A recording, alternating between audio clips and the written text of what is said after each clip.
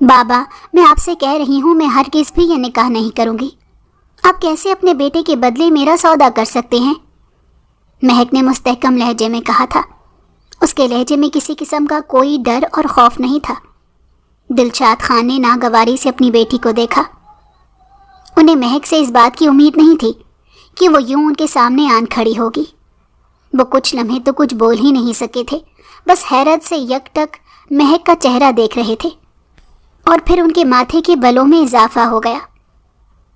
میرا بیٹا میرا وارث ہے، اس سے ہماری نسل کو آگے بڑھنا ہے۔ ہم اپنے بیٹے کو دشمنوں کے حوالے نہیں کر سکتے، اسی لیے اپنے بھائی کے لیے تمہیں یہ قربانی دینی ہی ہوگی۔ دلشاد خان نے صوفے پر سر جھکائے بیٹھے اپنے بیٹے کی جانب فخر سے دیکھتے ہوئے کہا تھا۔ صوفے پر بیٹھے اس لڑکے کا سر مزید جھک گیا تھا۔ مہک نے دکھ سے اپنے بھائی کی جانب دیکھا تھا، جو اسے بالکل بھی نہیں دیکھ رہا تھا، بلکہ اس کی نظریں جانے فرش پر کیا تلاش کر رہی تھی۔ بے بسی کے احساس سے مہک کی آنکھوں میں آنسو آنے لگے، مگر وہ یہاں کمزور نہیں پڑنا چاہتی تھی۔ وہ ہر حالت میں اپنا یہ مقدمہ لڑنا چاہتی تھی۔ اگر یہ آپ کا بیٹا ہے تو میں بھی آپ ہی کا خون ہوں۔ آپ مجھے کہیں سے اٹھا کر نہیں لائے ہیں، تو اس طرح سے مجھے کسی کے بھی حوالے کرنے کو تیار ہیں۔ مہک نے ایک ایک لفظ چباتے ہوئے کہا تھا۔ اسے اپنے باپ کی بے حسی پر دکھ ہو رہا تھا۔ کوئی باپ کیسے اپنی ہی سگی اولاد کے ساتھ یہ سب کر سکتا تھا؟ اپنے بیٹے کو بچانے کی خاطر وہ اسے اپنے دشمنوں کے حوالے کر رہا تھا۔ یہ سب سوچ کر ہی مہک کا دل دہل رہا تھا۔ دلشاد خان نے قہر بھری نظروں سے اپنی بیٹی کو دیکھا، مگر کچھ سوچ کر خود پر ضبط کرتے ہوئے امینہ کو آواز دی تھی۔ امینہ ایک ہی آواز میں دلشاد خان کے سامنے کھڑی تھی۔ اس لڑکی کو میری نظروں کے سامنے سے لے جاؤ، ایسا نہ ہو کہ میں کچھ غلط کر دوں۔ دلشاد خان نے مہک کو گھورتے ہوئے امینہ سے کہا تھا۔ امینہ نے بھی غصے سے مہک کی جانب دیکھا اور آگے بڑھ کر اسے بازو سے سختی سے پکڑ کر وہاں سے لے جانے لگی تھی۔ میرا بازو چھوڑیں، آپ لوگ میرے ساتھ یہ زبردستی نہیں کر سکتے۔ میں کسی بھی قیمت پر یہ نکاح نہیں کروں گی۔ مہک نے امینہ کی مضبوط گرفت سے خود کو چھڑاتے ہوئے کہا تھا۔ باسط نے زخمی نظروں سے اپنی بہن کو دیکھا تھا۔ اس کی یہ حالت دیکھ کر اس کا کلیجہ منہ کو آ رہا تھا، مگر وہ مجبور تھا، کچھ بھی نہیں کر سکتا تھا۔ اگر مہک یہ نکاح نہ کرتی تو وہ دشمنوں کے ہتھے چڑھ جاتا۔ باسط اس سارے معاملے میں بری طرح پھنس گیا تھا۔ نکلنے کا کوئی بھی راستہ اسے سمجھ نہیں آ رہا تھا۔ امی، آپ بھی اپنے بیٹے کو بچانے کی خاطر بابا کا ساتھ دے رہی ہیں؟ امینہ اسے لے کر کمرے میں آئی تھی تو مہک کی بے یقینی میں ڈوبی ہوئی آواز ان کے کانوں سے ٹکرائی تھی۔ انہوں نے ضبط سے اپنی آنکھیں میچی تھیں۔ وہی جانتی تھی کہ وہ خود پر کیسے قابو کیے ہوئے ہیں۔ اگر باسط ان کا اکلوتا بیٹا تھا تو مہک بھی ان کی اکلوتی بیٹی تھی، مگر بیٹے کی محبت کے سامنے ایک بیٹی کی محبت ہار گئی تھی۔ امینہ نے اسے کوئی جواب نہیں دیا تھا اور کمرے سے نکل گئی۔ مہک اپنے گھٹنوں میں سر چھپائے پھوٹ پھوٹ کر رو دی۔ باسط تو اس کا بھائی تھا، اس کا دوست تھا، مگر وہ بھی خود کو بچانے کی خاطر بالکل خاموش بیٹھا تھا۔ باسط جنگل میں اپنے دوستوں کے ساتھ شکار کھیلنے گیا تھا جب اس کی بندوق سے نکلنے والی گولی سے دلشاد خان کا بھائی موقع پر جاں بحق ہو گیا تھا، اور اب باسط کو بچانے کی خاطر مہک کی قربانی دی جا رہی تھی۔ دلشاد خان کی جبار خان سے پرانی دشمنی تھی، اور اب باسط کے ہاتھوں جبار خان کے بھائی کے قتل کی وجہ سے یہ دشمنی اور بھی گہری ہو گئی تھی۔ جبار خان نے دلشاد خان کی بیٹی اور باسط خان کی بہن کو اپنے بھائی کے قتل کے بدلے میں مانگا تھا، ورنہ اس کے بدلے اس کی مانگ یہ تھی کہ وہ باسط کے سینے میں بھی اسی طرح سے گولی اتارے گا جس طرح سے اس کا بھائی مرا ہے۔ یہ سبھی جانتے تھے کہ یہ محض ایک حادثہ تھا، مگر پرانی دشمنی کی بدولت جبار خان اس واقعے کو حادثہ ماننے پر تیار نہیں تھا۔ اس لیے دلشاد خان نے مہک کا نکاح جبار خان سے کرنے کا فیصلہ کر لیا، کیونکہ وہ کسی بھی قیمت پر اپنے اکلوتے بیٹے کو نہیں کھونا چاہتا تھا۔ باسط بھی یہاں آ کر مجبور ہو گیا تھا۔ اسے بھی کچھ سمجھ نہیں آ رہا تھا کہ وہ مہک کو بچانے کی خاطر کیا کرے۔ مہک نے رو رو کر پورا گھر سر پر اٹھایا ہوا تھا، مگر یہاں اس کی سننے والا کوئی بھی نہیں تھا۔ اس کے ماں باپ بھی بیٹے کی محبت میں اس سے پرائے ہو گئے تھے۔ مہک جانتی تھی کہ اس طرح کے نکاح کا کیا مطلب ہوتا ہے۔ اس لڑکی کو ساری زندگی کوئی عزت نہیں ملتی، وہ چار دیواری میں قید ہو کر رہ جاتی ہے، اسے کسی سے ملنے بھی نہیں دیا جاتا، وہ بس ان لوگوں کی غلام بن کر رہ جاتی ہے۔ مہک کو ایسی زندگی قبول نہیں تھی۔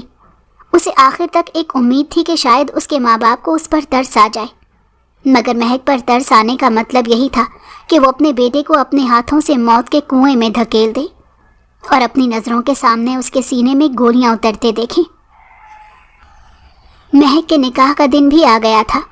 سرخ جوڑے میں ملبوس مہک بالکل ساکت سی بیٹھی تھی۔ وہ کچھ دیر پہلے ہی جبار خان کے نام ہو چکی تھی۔ وہ اپنی قسمت پر جتنے آنسو بہاتی کم تھا۔ جبار خان چند لوگوں کے ہمراہ اس کے گھر آیا تھا اور اب نکاح کے بعد اسے ساتھ لیے جا رہا تھا۔ مہک اپنے ماں باپ سے ہر رشتہ توڑ کر یہاں سے جا رہی تھی۔ وہ جانتی تھی کہ وہ ساری زندگی ان کی شکل دیکھنے کو بھی ترسے گی، مگر پھر بھی مہک نے ایک نظر بھی ان لوگوں پر نہیں ڈالی۔ امینہ کی آنکھوں میں آنسو بھرے ہوئے تھے۔ وہ اپنے ہاتھوں سے اپنی لختے جگر کو دشمنوں کے حوالے کر رہی تھی۔ یہ ان کا دل ہی جانتا تھا کہ اس بات کا حوصلہ انہوں نے خود میں کیسے جٹایا تھا۔ وہ مہک کو اپنے سینے سے لگانے کے لیے آگے بڑھیں، مگر مہک نے 2 قدم پیچھے لیے۔ وہ بالکل ساکت سی سر جھکائے کھڑی تھی۔ مہک کو پیچھے ہٹنے دیکھ کر امینہ بیگم کا دل کٹ گیا۔ باسط نے بھی آگے بڑھ کر اپنی بہن سے ملنا چاہا تھا، مگر اب مہک کسی کی بھی شکل نہیں دیکھنا چاہتی تھی۔ آج اس کا اعتبار ہر رشتے سے اٹھ گیا تھا۔ وہ رخصت ہو کر جبار خان کے برابر میں اس کی گاڑی میں بیٹھی ہوئی تھی۔ جبار خان نے ایک اچپٹی سی نظر اس کے جھکے ہوئے سر پر ڈالی اور پھر اپنے فون میں مصروف ہو گیا۔ شہر سے مسلسل فون آ رہے تھے، اسے وہاں فوراً پہنچنا تھا، مگر وہ یہ نکاح کر کے ہی شہر جانا چاہتا تھا۔ اس نے دلشاد خان کی بیٹی سے نکاح اپنی ماں کی ضد کی وجہ سے کیا تھا، ورنہ وہ تو باسط کے سینے میں اسی طرح ساری گولیاں اتار دینا چاہتا تھا، مگر جانے کیا سوچ کر اس کی ماں نے اسے روک لیا اور باسط خان کی بہن کی مانگ کی گئی۔ جبار خان کے نزدیک اس نکاح کی کوئی اہمیت نہیں تھی، اس نے تو بس یہ نکاح کر کے اپنی ماں کی ضد پوری کی تھی۔ جبار خان اپنی ماں کو اداس نہیں دیکھنا چاہتا تھا، اسی وجہ سے اس نے مہک سے نکاح کر لیا۔ کچھ ہی دیر بعد اس کی حویلی آ گئی تھی۔ جبار خان گاڑی سے اتر گیا اور اتر کر مہک کی طرف کا دروازہ کھولا۔ مہک بھی خاموشی سے گاڑی سے اتر گئی اور جبار خان کے پیچھے اپنے قدم بڑھائے تھے۔ وہ دونوں حویلی میں داخل ہوئے تو جبار کی ماں گلاب بیگم انہیں کا انتظار کر رہی تھی۔ جبار کے پیچھے کھڑی ایک سہمی سی لڑکی کو دیکھ کر ان کی آنکھوں کی چمک میں اضافہ ہو گیا۔ مورے، میں کچھ دنوں کے لیے شہر جا رہا ہوں، میں نہیں جانتا کہ کب تک لوٹوں گا، جب تک آپ اپنا خیال رکھیے گا۔ جبار خان اپنی ماں کے قدموں میں بیٹھ گیا تھا۔ گلاب بیگم نے مہک کے وجود سے اپنی قہر بھری نظریں ہٹائی تھیں اور اپنے بیٹے کو دیکھا تھا۔ ان کا یہ ایک ہی بیٹا تو بچا تھا جسے دیکھ دیکھ کر وہ جی رہی تھی۔ پل بھر میں ہی ان کے چہرے کے تاثرات بدلے تھے۔ ان کے چہرے پر قہر کی جگہ ممتا کی چادر اوڑھ لی تھی۔ جبار، جلدی آنے کی کوشش کرنا، تم جانتے ہو نا ہم تمہارے بغیر نہیں رہ سکتے، اب تم ہی ہمارا واحد سہارا بچے ہو۔ یہ کہتے ہوئے گلاب بیگم کی آنکھوں میں آنسو آ گئے تھے۔ جبار خان نے بہت ضبط سے اپنی ماں کی طرف دیکھا، وہ ان کی آنکھوں میں آنسو بالکل نہیں دیکھ سکتا تھا۔ مورے، پریشان کیوں ہوتی ہیں؟ جیسے ہی میرا کام ختم ہوگا میں سب سے پہلے آپ کے پاس ہی آؤں گا۔ جبار نے ان کا ماتھا چومتے ہوئے انہیں تسلی دی تھی۔ جبار ان سب سے مل کر اٹھ کھڑا ہوا اور پھر باہر جانے کے لیے اپنے قدم بڑھا دیے۔ جاتے ہوئے اس نے ایک اجنبی اور اچٹتی سی نظر مہک کے اوپر ڈالی۔ مہک اپنی نظریں نہیں اٹھا سکی تھی، اس کا دل بری طرح سے دھڑک رہا تھا، اس کی ہتھیلیاں پسینے سے بھیگ چکی تھیں۔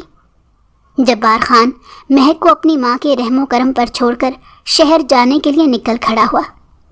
جبار کے جانے کے بعد گلاب بیگم کے تاثرات پل بھر میں بدلے تھے۔ انہوں نے انتہائی نفرت سے اپنے سامنے کھڑی اس نازک سی لڑکی کو دیکھا تھا جس کے بھائی نے ان کے بیٹے کا قتل کیا تھا۔ وہ ان کے بیٹے کی قاتل کی بہن تھی، تو وہ کیسے اپنے دل میں اس کے لیے کسی بھی قسم کی ہمدردی رکھ سکتی تھی؟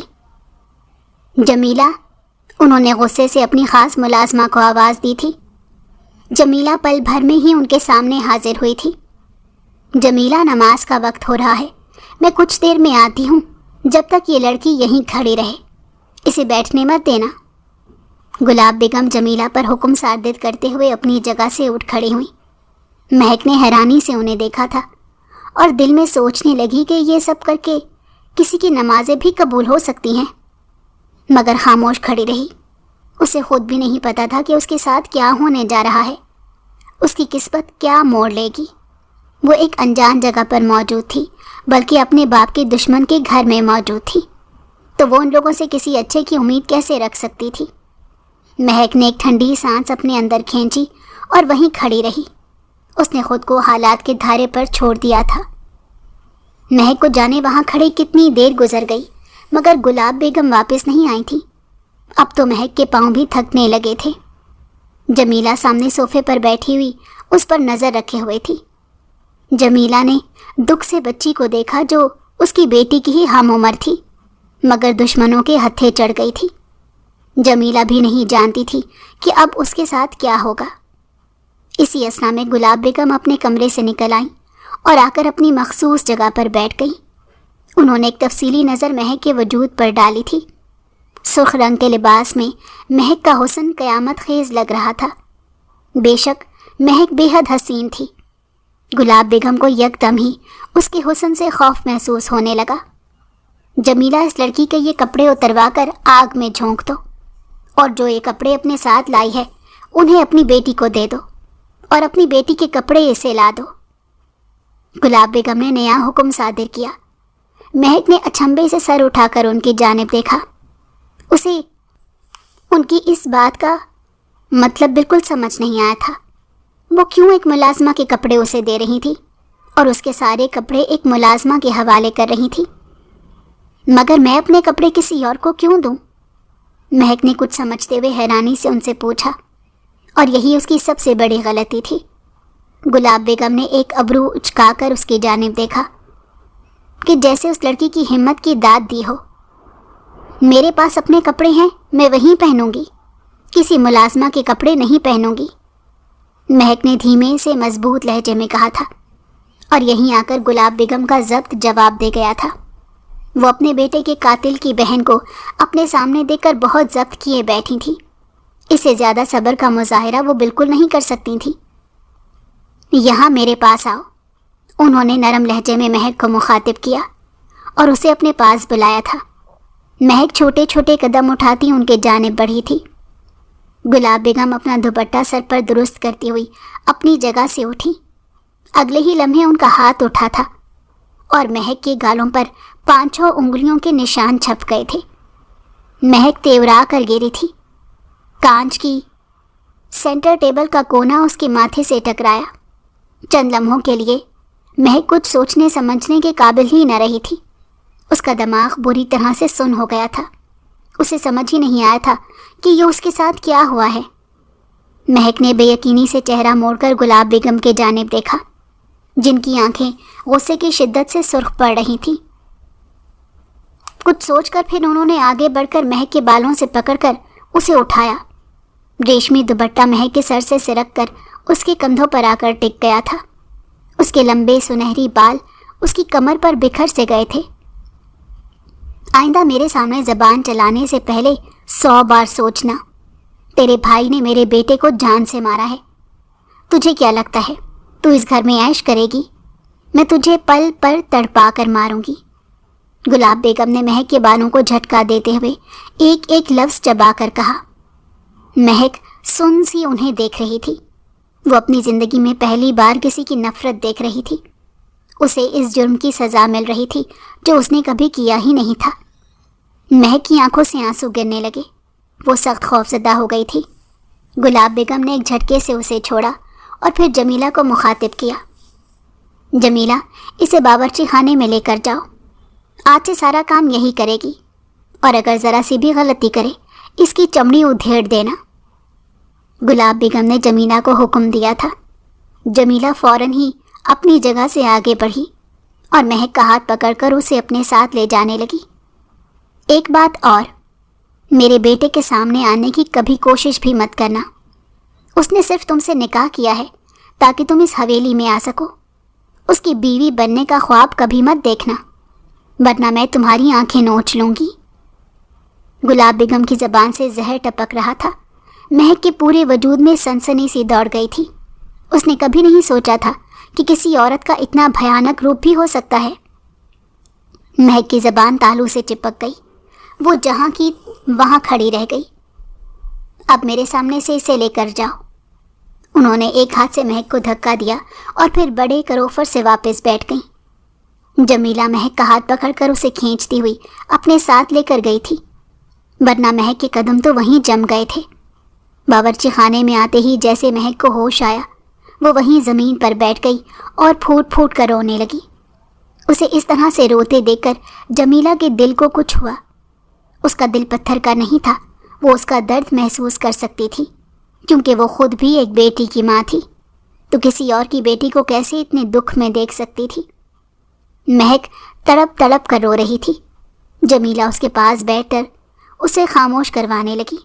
اسے تسلی دینے لگی مگر لفظوں کا مرہم مہک کے زخموں کے لیے ناکافی تھا. مہک کی اس حویلی میں حیثیت ایک ملازمہ سے بھی کم تھی. اسے یہاں آئے 1 ہفتہ ہو گیا تھا مگر اسے رہنے کے لیے کوئی کمرہ نہیں دیا گیا تھا. اس نے وہاں باورچی خانے کے فرش پر ہی وہ سو رہی تھی. یہاں تک کہ اس کے پاس بچھانے کے لیے بھی کچھ نہیں تھا.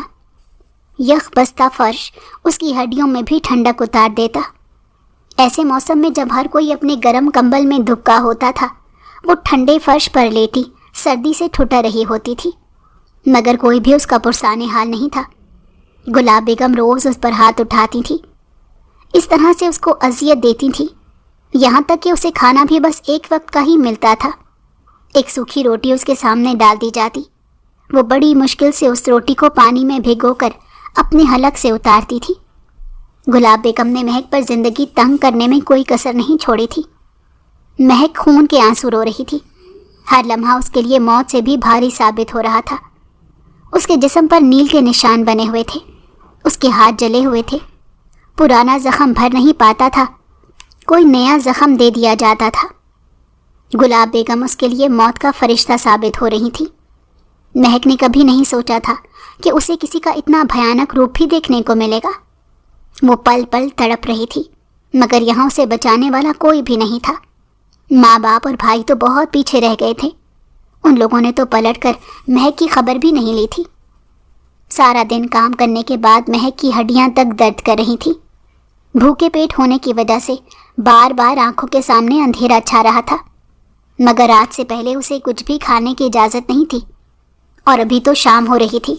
رات ہونے میں بہت وقت باقی تھا. مہک کو لگ رہا تھا اگر وہ کچھ نہیں کھائے گی تو بے ہوش ہو جائے گی. مہک کو اس بات کی اجازت نہیں تھی کہ وہ خود سے کچھ نکال کر کھا لے کیونکہ اس حویلی کے ملازمائیں ہمہ وقت اس پر نظر رکھتی تھیں. وہ گلاب بیگم کے سامنے اچھا بننے کے لیے مہک کی جھوٹی سچی شکایتیں بھی لگا دیتی. جمیلہ سب کو یہ حرکتیں کرنے سے روکتی تھی مگر کسی پر بھی کوئی اثر نہیں ہوتا تھا. مہک اپنی بھوک پر قابو نہیں رکھ پا رہی تھی. کھانا بناتے ہوئے اس نے بہت مجبوری کی حالت میں 1 چمچ کھا لیا تھا اور حویلی کی ایک ملازمہ نے دیکھ لیا. اس نے جا کر فوراً ہی گلاب بیگم کے کان میں یہ بات پھونک دی. کچھ ہی دیر میں گلاب بیگم کے سامنے مہک کی پیشی ہو گئی تھی. کس سے پوچھ کر تم نے کھانے کو ہاتھ لگایا؟ جب ہم نے منع کیا تھا تمہیں رات سے پہلے کھانا نہیں ملے گا تو اتنی جرأت کیسے کی؟ گلاب بیگم نے اس کی بال سختی سے پکڑتے ہوئے اسے پوچھا تھا. مہک بری طرح سے سہم گئی تھی. گلاب بیگم اسے زمین پر پھینک کر بری طرح مار رہی تھی. وہ خود کو بچانے کی بھی کوشش نہیں کر رہی تھی. بس زمین پر پڑی بے سدھ ان سے مار کھائے جا رہی تھی. یہاں تک کہ گلاب بیگم کے ہاتھ اسے مارتے مارتے تھک گئے تھے مگر ان کا دل نہیں بھرا تھا. مہک میں اتنی بھی ہمت نہیں تھی کہ وہ خود سے وہاں سے اٹھ سکتی. 2 ملازماؤں نے اسے سہارا دے کر وہاں سے اٹھایا اور باورچی خانے کے ٹھنڈے فرش پر اسے لٹا کر وہاں سے چلی گئی. کسی کو بھی اجازت نہیں تھی کہ وہ مہک کے پاس جا کر اس کی خیریت معلوم کر سکے. سارے ملازم حویلی کے پچھلی جانب بنے اپنے کوارٹر میں جا چکے تھے. گلاب بیگم بھی اپنے کمرے میں آرام کرنے کی غرض سے جا چکی تھی. رات کی سیاہی ہر سو پھیلتی جا رہی تھی۔ ایسے میں مہک ٹھنڈے فرش پر بے سود سی پڑی تھی۔ وہ نیم بے ہوشی میں تھی۔ بار بار آنکھیں کھولنے کی کوشش کی مگر خود میں بالکل بھی ہمت نہیں پاتی تھی۔ وہ کسی کو پکارنا چاہتی تھی۔ اسے پانی کی شدید طلب محسوس ہو رہی تھی مگر وہاں کوئی بھی ایسا نہیں تھا جو اس کے حلق میں 2 بوند پانی ڈال سکے۔ مہک کو لگا یہ اندھیرا اسے نگل لے گا، وہ بھی اس اندھیرے کا حصہ بن جائے گی اور اس کی ذات یوں ہی فنا ہو جائے گی۔ اس کی آنکھیں دھیرے دھیرے بند ہو رہی تھیں جب اس نے کسی کے قدموں کی چاپ اپنے نزدیک آتی سنی تھی۔ وہ اپنی آنکھیں کھول کر اسے آواز دینا چاہتی تھی مگر اگلے ہی لمحے اسے کسی کے پاؤں کی ٹھوکر لگی۔ درد کی شدت سے اس کے منہ سے مدھم سی سسکی نکلی تھی۔ آنے والے نے انتہائی حیرانی سے اندھیرے میں دیکھنے کی کوشش کی تھی۔ اسے اندازہ تو ہو گیا تھا کہ اس کا پاؤں کسی سے ٹکرایا ہے۔ جبار خان نے باورچی خانے کی لائٹ کھولی تو اس کے سامنے ہی فرش پر مہک زخمی حالت میں پڑی تھی۔ مہک کی آنکھیں بند تھیں۔ اسے دیکھ کر لگ رہا تھا کہ وہ بے ہوشی میں جا رہی تھی۔ جبار خان نے اچنبھے سے اسے دیکھا تھا۔ وہ پہلی نظر میں اسے پہچان نہیں سکا تھا مگر اگلے ہی لمحے ذہن میں دھماکہ سا ہوا۔ اس نے جب یہاں سے جانے سے پہلی بار مہک کو دیکھا تھا تو وہ ایک بھرے بھرے سے جسم کی ایک انتہائی حسین لڑکی تھی جس کے پھولے پھولے گالوں پر لالی ڈیرا جمائے بیٹھی تھی۔ مگر اس کے سامنے اس وقت جو لڑکی موجود تھی وہ تو موت کے بے حد قریب معلوم ہو رہی تھی۔ جبار خان ابھی شہر سے لوٹا تھا اور اپنے کمرے میں جانے سے پہلے پانی پینے کی غرض سے باورچی خانے میں آیا تھا مگر سامنے کا منظر دیکھ کر اس کا ذہن جھنجھنا اٹھا تھا۔ وہ فوراً ہی مہک کے قریب گیا اور اسے اپنے بازوؤں میں اٹھا لیا۔ مہک بے ہوش ہو چکی تھی۔ جبار خان مہک کو لے کر اپنے کمرے کے جانب بڑھا۔ مہک کی یہ حالت چیخ چیخ کر اسے بتا رہی تھی کہ اس کے پیچھے مہک پر کس قدر ظلم و ستم ہوا ہے۔ جبار خان کے دل کو کچھ ہوا۔ اس نے مہک کو اپنے بیڈ پر لیٹا دیا اور اسے ہوش دلانے کی کوشش کرنے لگا مگر اسی لمحے اس پر ادراک ہوا کہ مہک کی سانسیں بھی بہت آہستہ چل رہی ہیں۔ اس نے اسی وقت ڈاکٹر کو فون کر کے حویلی بلایا۔ گلاب بیگم کو کانوں کان خبر نہیں تھی کہ جبار خان حویلی میں موجود ہے اور مہک اس کے کمرے میں موجود ہے، ورنہ شاید وہ یہ نوبت ہی نہ آنے دیتی۔ کچھ ہی دیر میں ڈاکٹر آ گیا اور وہ مہک کا معائنہ کر رہا تھا۔ کمزوری اور اپنے جان پر موجود چوٹوں کی وجہ سے یہ بے ہوش ہو گئی ہیں۔ انہوں نے کئی دن سے کچھ نہیں کھایا۔ ڈاکٹر نے تعصب سے جبار خان کی جانب دیکھتے ہوئے کہا۔ جبار خان نے ضبط سے اپنی مٹھیاں بھینچ لی تھیں۔ اسے یقین ہی نہیں آ رہا تھا کہ اس حویلی میں کوئی بھوک سے بھی بے ہوش ہو سکتا ہے۔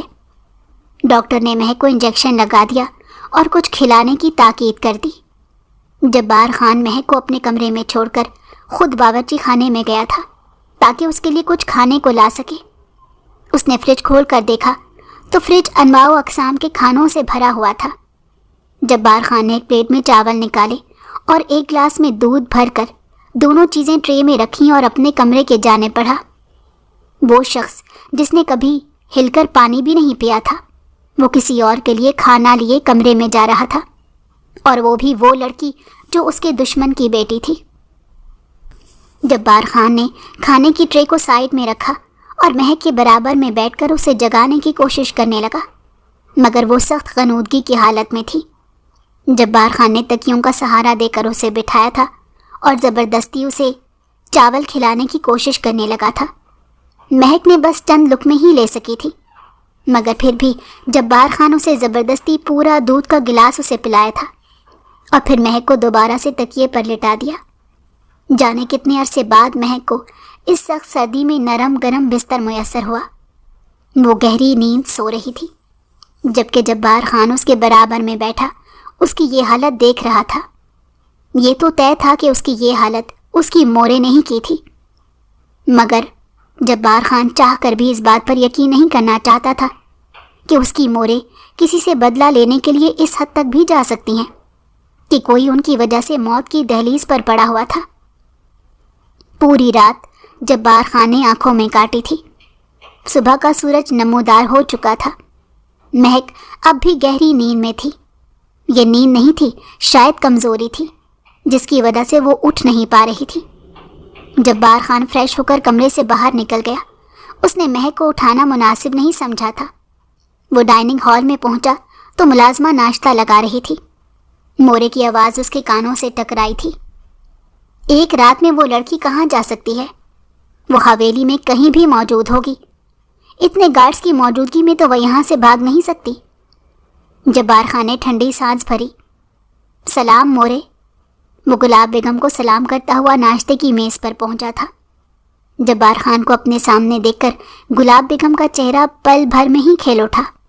वो फौरन ही अपनी जगह से खड़ी हुई थी और जब्बार खान को अपने गले से लगाया था और फिर जाने कितनी ही देर वो उसे अपने सीने से लगाए अपनी ममता को तस्कीन देती रहीं और फिर जब्बार खान का माथा चूमते हुए उससे पीछे हटी थी। तुम कब आए? पहले से बता देते तो हम कुछ इंतज़ाम करवा लेते। गुलाब बेगम के लहजे में इस वक्त ममता बोल रही थी। मैं कल रात को आया था, आप सो रही थी तो आपको जगाना मुझे मुनासिब नहीं लगा था। जब्बार खान ने धीमे लहजे में उन्हें जवाब दिया। उसकी बात सुनकर उन्होंने अज़बात में सर हिला दिया था। तुम जाओ और उस लड़की को ढूंढ कर मेरे सामने लाओ, गुलाब बेगम ने मुलाजमा को हुक्म देते हुए कहा। मोरे, वो लड़की इस वक्त मेरे कमरे में है। जब्बार खान ने पराठा अपनी प्लेट में रखते हुए गुलाब बेगम से कहा था। जब्बार खान की बात सुनकर उन्होंने नासमझी से उसे देखा और फिर जब उन्हें जब्बार खान की बात समझ में आई थी तो उनके माथे के बलों में यकदम ही इजाफा हुआ। वो लड़की तुम्हारे कमरे में क्या कर रही है? उन्होंने दुरुस्ती से पूछा था। वो कल रात को ठंडे फर्श पर बेहोश पड़ी थी। अगर मुझे आने में कुछ देर हो जाती तो शायद वो अभी जिंदा भी ना होती। जब्बार खान ने दुख से अपनी मोरे को देखते हुए कहा। अच्छा होता मर जाती, मुझे सुकून मिल जाता।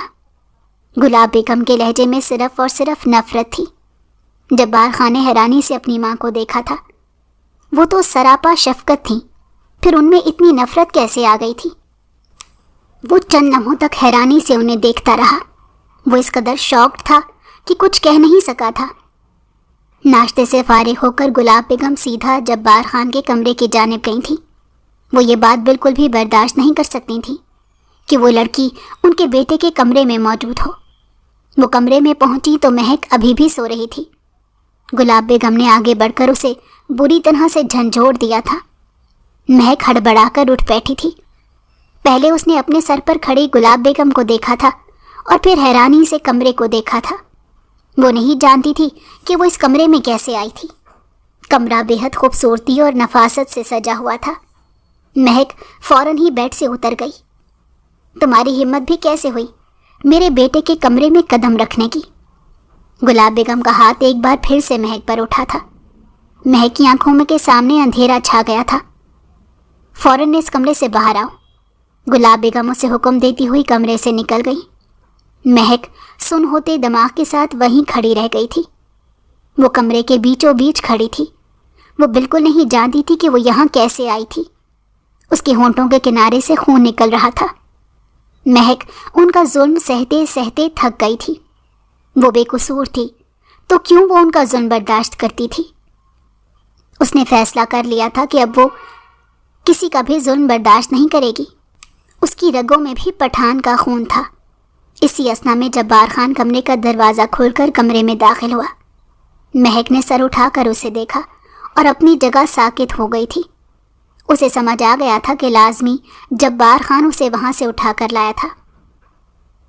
बहुत खुशी हो रही है दिलशाद खान की बेटी को अपने कमरे में देखकर, जब्बार खान तंजिया लहजे में कहते हुए उसके सामने आया कि रात को जो हमदर्दी के जज्बात उसके दिल में जागे थे वो कहीं सो गए थे। महक अब मज़ीद बर्दाश्त नहीं कर सकती थी। उसने घूमकर मेज़ पर से कांच का गिलास उठाकर उसे मारना चाहा था, मगर वो दरमियान में ही उसका हाथ पकड़ गया था। वो इस कम उम्र लड़की की जुर्रत पर दंग रह गया था। कहीं ना कहीं उसका दिल ज़ोर से धड़का। सामने खड़ी वो लड़की बेहद हसीन थी। उसकी नीली झील सी आंखों में कोई भी खुशी से डूब सकता था। दोनों एक दूसरे के सामने खड़े आंखों में आंखें डालकर एक दूसरे को देख रहे थे। जब भी जब्बार खान ने उसके हाथ को झटका दिया और उसके हाथ से कांच का गिलास पकड़ा था, جبار خان کو ڈر تھا کہ وہ کہیں اس سے خود کو زخمی نہ کر لے۔ مہک بے بسی سے اس کے بازوؤں میں پھڑ پھڑا کر رہ گئی تھی۔ کچھ دیر تک تو وہ غصے سے اسے گھورتی رہی۔ نیلی آنکھیں سرخ پڑ گئی تھیں اور پھر وہ پھوٹ پھوٹ کر رونے لگی۔ جبار خان دھوپ چھاؤں کے اس منظر کو دیکھ کر حیران رہ گیا۔ جبار خان نے نرمی سے اس کا ہاتھ چھوڑا اور اسے بیڈ پر بٹھایا، مگر مہک کا ضبط جواب دے گیا تھا۔ اس کا رونا کم نہیں ہو رہا تھا۔ پلیز اپنا رونا بند کرو پہلے، جبار خان نے نرمی سے اسے رونے سے روکا۔ تم لوگوں کو کیا ملا مجھے یہاں لا کر؟ مجھے ایسے جرم کی سزا دی جا رہی ہے جو میں نے کبھی کیا ہی نہیں، مہک نے بے بسی سے روتے ہوئے کہا۔ مجھے ایک بار ہی جان سے مار دیں، میں روز روز یہ اذیت نہیں سہ سکتی۔ وہ اس کے سامنے ہاتھ جوڑے بری طرح سے بلک رہی تھی۔ اپنی مورے سے کہیں وہ مجھے جان سے مار دیں، پلیز، مجھے نہیں زندہ رہنا۔ وہ اس کے سامنے ہاتھ جوڑے بلک رہی تھی، اس کی منتیں کر رہی تھی۔ جبار خان لب پھینچے ضبط سے اس کے سامنے کھڑا تھا۔ جبار خان کو اسی لمحے اپنی غلطی کا احساس ہوا۔ وہ اسے اپنی دشمن کی بیٹی سمجھ رہا تھا، مگر وہ تو اس کی منتیں کر رہی تھی، مرنے کی بھیک مانگ رہی تھی۔ جبار خان کو لگا جیسے کسی نے اس کی روح کو جھنجھوڑ ڈالا ہو۔ اگر میری جگہ وہ آپ کی بہن ہوتی تو کیا آپ اسے بھی اسی طرح درندوں کے حوالے کر دیتے جیسے مجھے میرے گھر سے لے کر آئے ہیں؟ مہک ہچکیوں سے رو رہی تھی۔ جبار خان نے آگے بڑھ کر بے ساختہ ہی اس کی آنسو صاف کیے۔ مہک کا پورا جسم بری طرح سے لرز رہا تھا۔ پہلے رونا بند کرو، جبار نے اس کے لیے جگ سے پانی نکالا۔ مہک نے بس چند گھونٹ ہی پیے تھے اور اسے گلاس واپس کر دیا۔ دیکھو نا، رو رو کر اپنی آنکھوں کا کیا حال کر لیا ہے، جبار خان نے مسکراتے ہوئے مہک سے کہا۔ شاید یہ نکاح کے رشتے کی کشش تھی جو اسے مہک کی جانب کھینچ رہی تھی۔ جبار خان کو اپنی لاپرواہی پر افسوس ہوا تھا۔ اس نے اپنی مورے کے کہنے پر یہ نکاح تو کر لیا تھا، مگر پلٹ کر اس کی خبر تک نہ لی۔ وہ تو بھول ہی گیا تھا کہ اس کا نکاح بھی ہوا ہے۔ مہک نے حیرانی سے جبار کا نرم لہجہ سنا تھا۔ وہ بے یقین ہوئی تھی، مگر جبار کی نظروں میں چھپے نرم گرم سے تاثرات دیکھ کر اس نے ایک ٹھنڈی سانس بھری تھی۔ وہ کسی بھی دھوکے میں نہیں آنا چاہتی تھی۔ وہ جانتی تھی کہ اس کی اس حویلی میں کیا حیثیت ہے۔ جب بھی جبار کے ہاتھ سے اپنا ہاتھ چھڑاتی ہوئی وہاں سے اٹھ کھڑی ہوئی اور پھر تیزی سے وہ اس کے کمرے سے نکل گئی۔ جبار ایک ٹھنڈی سانس بھر کر رہ گیا تھا۔ وہ جانتا تھا اس کی لاپرواہی کی وجہ سے مہک نے بہت درد اٹھائے ہیں۔ وہ اتنی آسانی سے اس پر بھروسہ نہیں کر سکتی۔ وہ پوری رات کو جاگا ہوا تھا۔ وہ اپنے بیڈ پر لیٹ گیا۔ اس کی آنکھ لگ گئی۔ اسے کچھ معلوم ہی نہ ہو سکا، جانے وہ کتنی ہی دیر سوتا رہا۔ شام میں کہیں جا کر اس کی آنکھ کھلی تھی۔ وہ کسل مندی سے اپنی جگہ ہی لیٹا رہا، مگر کچھ دیر بعد اسے سمجھ آ گیا تھا کہ اس کی آنکھ کیوں کھلی تھی۔ دور کہیں سے کسی کی سسکیوں کی آواز اس کے کانوں سے ٹکرا رہی تھی۔ وہ خالی اس ذہنی کے عالم میں وہیں لیٹا رہا۔ اسے سمجھ نہیں آیا کہ یہ آواز کیسی ہے، اور پھر اس کے ذہن میں ایک دھماکہ ہوا تھا۔ وہ کرنٹ کھا کر اپنی جگہ سے اٹھ بیٹھا۔ اپنے پاؤں میں چپل اڑاتا ہوا تیزی سے اپنے کمرے سے نکلا۔ وہ نیچے لاؤنج میں آیا تو اس کے پیروں تلے سے زمین نکل گئی۔ گلاب بیگم کے ہاتھ میں بیلٹ تھی جس سے وہ مہک کو بری طرح مار رہی تھی۔ جبار فوراً ہی آگے بڑھا اور ان کا ہاتھ تھام لیا۔ گلاب بیگم نے بے یقینی سے اپنے بیٹے کو دیکھا۔ مورے، یہ آپ ٹھیک نہیں کر رہی، یہ لڑکی میری بیوی ہے، میں اسے نکاح کر کے یہاں لایا ہوں۔ میں کسی کو بھی اجازت نہیں دے سکتا کہ کوئی اس کے ساتھ یہ سلوک کرے۔ جبار خان نے دھیمے مگر سرد لہجے میں گلاب بیگم سے کہا۔ حیرت سے ان کے ہاتھ سے بیلٹ چھوٹ کر زمین پر گر گئی۔ تمہاری ہمت کیسے ہوئی ہمیں روکنے کی؟ تم بھول گئے یہ لڑکی تمہارے بھائی کی قاتل کی بہن ہے، گلاب بیگم نے گرجتے ہوئے کہا تھا۔ مجھے سب یاد ہے، میں کچھ بھولا نہیں ہوں، مگر آپ بھی یہ سمجھنے کی کوشش کریں، یہ بے قصور ہے، اس سب میں اس کا کوئی قصور نہیں۔ میں تو خون کے بدلے خون چاہتا تھا، مگر آپ کے کہنے پر میں نے اس سے نکاح کیا تھا، اور اب اس نکاح کو پورے دل سے نبھانا چاہتا ہوں۔ جبار نے مہک کو زمین سے اٹھا کر صوفے پر بٹھاتے کہا۔ गुलाब बेगम के माथे पर बल पड़े हुए थे। उन्होंने नफरत से महक को देखा था। इस लड़की ने एक ही रात में तुम पर ऐसा क्या जादू कर दिया जो तुम पल भर में ही अपनी माँ के खिलाफ हो गए, यहाँ तक कि अपने भाई की मौत का सदमा भी भूल गए हो। गुलाब बेगम के लहजे में काट थी। जब्बार खान ने एक गहरी सांस भरी। उसने एक नज़र खौफ से कांपते महक के वजूद पर डाली थी और फिर महक को मुखातिब किया था। महक, तुम अपने कमरे में जाओ। महक ने बेयकीनी से सर उठाकर जब्बार की तरफ देखा था, जो नरम निगाहों से उसे ही देख रहा था। यकीनन जब्बार उसे अपने कमरे में जाने का कह रहा था। महक के पैरों में जान नहीं थी, वो साकित सी बैठी थी। जब्बार ने आगे बढ़कर महक को वहाँ से उठाया और उससे कहा, तुम अपने कमरे में जाओ, मैं कुछ देर में आता हूँ। महक ने एक सहमी हुई नज़र गुलाब बेगम पर डाली और तेज़ी से वहाँ से निकल गई। जब्बार ने गुलाब बेगम को कंधों से थामकर नरमी से उन्हें सोफे पर बिठाया और उनकी गोद में सर रख कर बैठ गया। मेरी मोरे तो ऐसी बिल्कुल नहीं थी। मैं तो अपनी जिस मोरे को जानता हूँ वो तो बहुत नरम दिल थी। हर किसी के साथ मोहब्बत और नरमी से पेश आती थी। उनके हाथों और ज़बान से हर कोई महफूज था। पर ये मेरी मोरे को क्या हुआ? जब्बार ने उनकी आंखों में झांकते हुए नरमी से पूछा तो बेख्तियार ही वो फूट फूट कर रोने लगी। मेरा बच्चा इस दुनिया से चला गया, मैं कैसे सुकून से रह सकती हूँ? क्या ये सब करके आप सुकून में हैं? जब्बार ने बेल्ट की जानिब इशारा किया, मगर वो अपने हाथों को देखते हुए रोए जा रही थी। मोरे, आप एक बार माफ़ करके देखें, आपके दिल को सुकून ज़रूर मिलेगा। जब्बार उन्हें अपने साथ लिए वहाँ से खड़ा हुआ और उन्हीं के कमरे में ले आया। आप अल्लाह के सामने रोएं, उससे अपना दर्द बयान करें, आपके दिल को ज़रूर सुकून मिलेगा। और इस बात पर शुक्र अदा करें कि आपका एक बेटा आपके पास है। जब्बार ने नरमी से उन्हें अपने सीने से लगाया था। कुछ देर बाद वो उन्हें दवा देकर सुला चुका था। वो अपने कमरे में गया तो महक सोफे पर बेहिस्सो हरकत बैठी थी। जब्बार उसके बराबर में जाकर बैठ गया।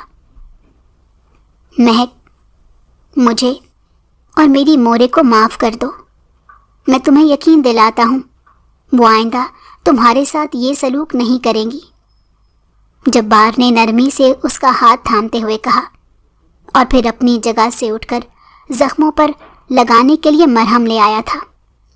वो उसके हर ज़ख्म पर मरहम लगा रहा था, अपनी लापरवाही का मदावा कर रहा था। महक ना चाहते हुए भी उस पर यकीन करने लगी थी। उसकी होंठों के पास ज़ख्म पर मरहम लगाते हुए जब्बार ने मोहब्बत पाश नज़रों से उसे देखा था। मैं वादा करता हूँ सब ठीक कर दूँगा। तुम्हारे हर ज़ख्म की मैं दवा बनूँगा। बस एक बार मुझ पर एतबार कर लो। महक ने दर्द की शिद्दत से अपनी आंखें बंद की थीं। जब्बार ने उसका सर अपने सीने से टिका लिया। महक बहुत थक चुकी थी। उसने अपनी आंखें मूंद लीं। वो जब्बार पर और उसके वादों पर एतबार कर चुकी थी।